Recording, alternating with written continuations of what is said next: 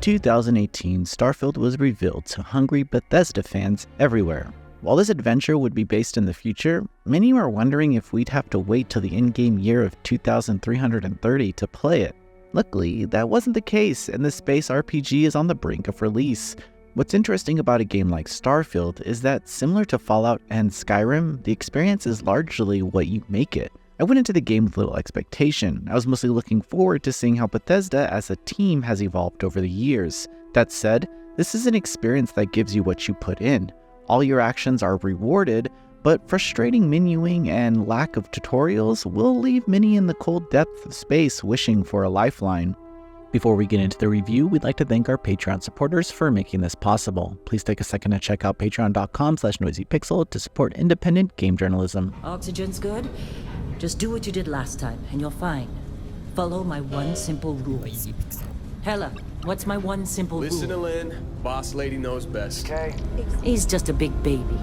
There are worse lives. You know, most Dusties don't even make it this far. I have a good feeling about you. Group hug now or at the end of the shift? One of these days, Hella, I am going to leave you behind. From its opening moment, Starfield wastes little time thrusting you into its story. After playing so many hours, it's hard to remember the humble beginnings of my character. Thankfully, the opening is probably the most heavy-handed and confusing part of the main campaign. You're a newly recruited miner who stumbles across an artifact with significant power when it's grouped with other artifacts. This leads to an attack, and you're given a ship because evidently you're the only one who can complete the mission. So, in the span of 10 minutes, you started your first day on the job, found an artifact, got attacked by an unknown enemy, and then were given a ship by a stranger. Thankfully, the opening is the only time you'll be this confused about the game's narrative because the story cleans up nicely in the following scenes. The main campaign is epic and leads to some awesome space adventures alongside some of the most well-written party members that I've met in a game before.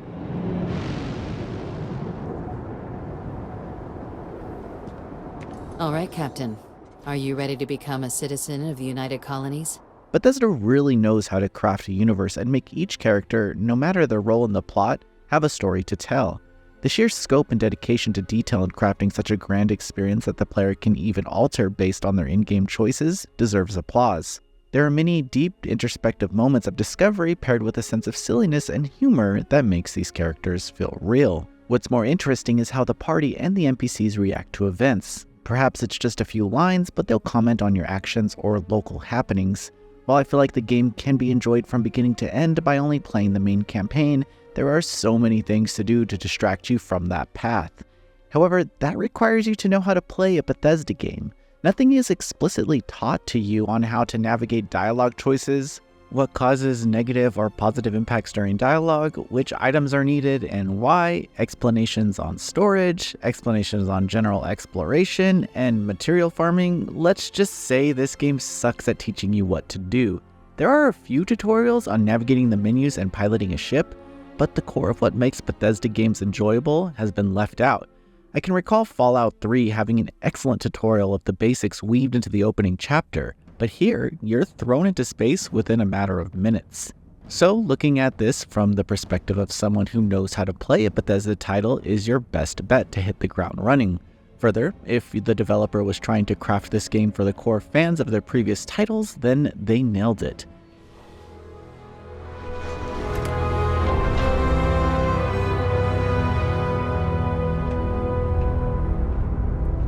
The sheer amount of events that take place in this universe is vast. No experience will be the same, which makes it difficult to warn or push readers to any significant event because the idea that you can shape a narrative to your whim is exciting. That said, this is an investment, and Bethesda seems to want all of your time. Landing on a planet will reveal a few key locations, but it's up to you to investigate these spots and interact with NPCs to pick up intel or new missions. I took a break from the main campaign early on to finish what I thought would be a short side quest. However, this seemingly low-effort quest turned into a multi-part adventure that led to an extermination of a deadly alien. Still, I did notice one thing after being away from the main campaign for so long. The smaller quests did not receive the same environmental love that the main quest does. The locations and planets visited while on submissions aren't as detailed or lively as the places you'll visit throughout the main campaign. However, the lack of detail of the environment is not found in the writing for each NPC encountered. While it's possible to click the first response of the dialogue tree to easily get through conversations, there are deeper paths to discover that lead to more insight into the missions or possibly a shortcut. Not rushing in is your best friend, but you're able to leave a conversation whenever you'd like.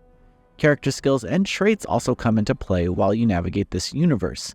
When creating a character, you're able to fine-tune their core traits, which adds benefits, but also may have a negative effect. I found the initial character creation tool easy to navigate, but there could have been more hair options. When you level up, you'll receive a skill point used to unlock skills. First off, unlock the boost. You'll thank me later. Further, you'll want to improve the speech skills and unlock the ability to see when you're hidden to steal from people. There are skills available for combat and tech as well, with each skill level requiring minimums to be met before you can unlock the next skill level. Once you've unlocked at least level 1 of each skill within a tier, you'll gain access to a new tier. There are plenty of benefits to be found in this skill tree, but it's ultimately shaped by you. I found the benefits to be clever and useful, with more than enough ways to improve your core experience of gameplay. The characters are fleshed out, but their relationship with the player isn't as strong. While you grow into the campaign and become a piece of it, I can't help but wonder why I was doing it all. My character has no strong ties to any mission, and the amnesiac-style opening scene never set well with me and lingered in the back of my head. I was having fun, but I didn't feel connected, especially when it came to the optional romance routes. Still, it's possible to force this connection by making this story your own. The adventure is there, you just need to invest yourself to find it. As your knowledge of Starfield's mini-systems opens up, you'll be ready to dive into the vastness of the menus. Sadly, the menuing in this game isn't user-friendly or presented in a way that ever makes sense. I guess the only word to describe it is ugly. The equipment screen is just a mess, and you'll be spending a lot of time trying to stay underweight as you mine resources and collect items. My best advice would be to spend time creating an outpost where you can dump all your excess items in, because iron is heavy. This also ties into my initial thought that this game wants you to be an explorer of worlds. You need to spend hours collecting resources, crafting, creating, and building to squeeze out the most this game has to offer. However, I'd advise you wait until the mid to end game to invest yourself in creating an outpost and material hunting, since you'll have a better understanding of the universe and how to quickly gain resources. That said, most of these systems are available to you from the beginning of the game. You're free to spend your time as you wish, and that's not a bad thing because the game is so damn pretty. Now, I will say the uncanny facial expressions of the characters can be a little alarming, but it doesn't bother me that much. The in-game textures and environments are just lush with detail. There's so much to see and so many different environments to discover. As you travel around the universe, you'll learn about the different styles of dress and local politics to make the entire universe feel diverse and yet still connected. Still, one element of gameplay that really took me out of the experience was the mini loading screens between areas. I get it, but I would have enjoyed a more cohesive experience, especially when I'm exploring a planet and have to load between sections of a town. My menuing woes aren't over either. I can't tell you how many times I got lost navigating this thing. I think there's 3 different ways to get to the fast travel screen, but managing equipment and just getting an understanding of where to go was confusing.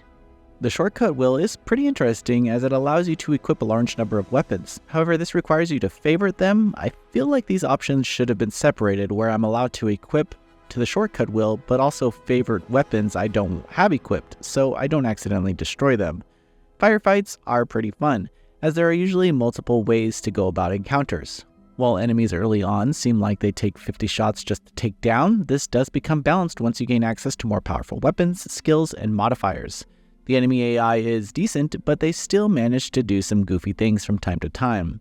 Further, there are some areas where enemies just like to gather. On a different note, I found there to be a decent number of enemy types that made traveling to different planets fun, if only to see what kind of creatures I'd be facing off against.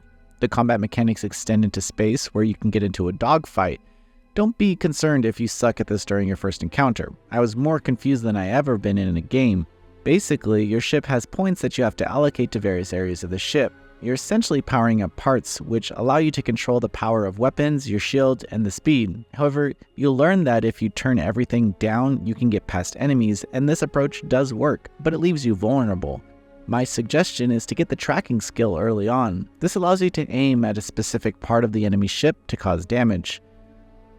Space fighting is another area of the game that gets better in the later hours. For instance, within the first hour, you'll be able to actually modify and purchase new parts. However, this, paired with learning to fly, craft, and create outposts, become very overwhelming early on.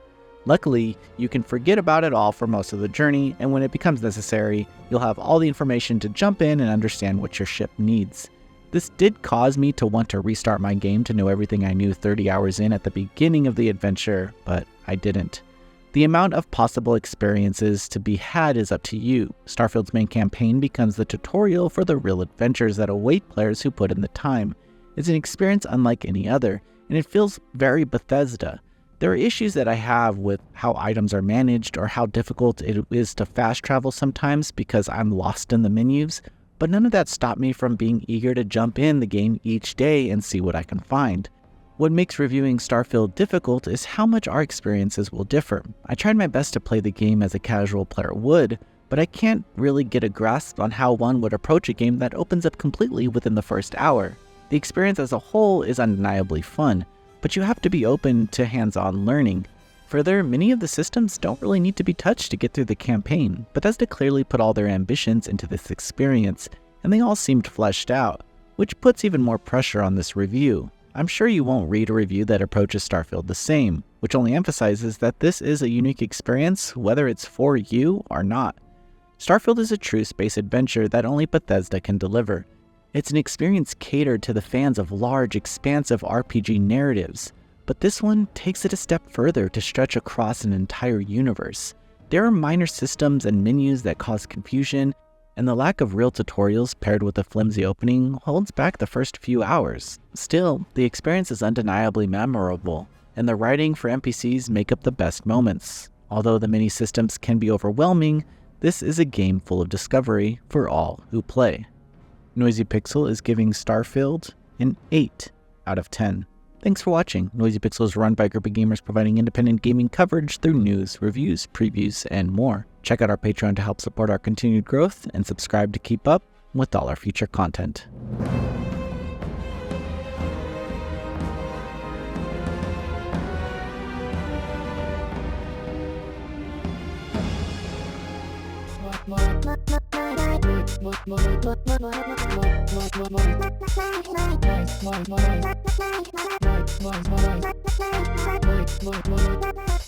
Noisy Pixel.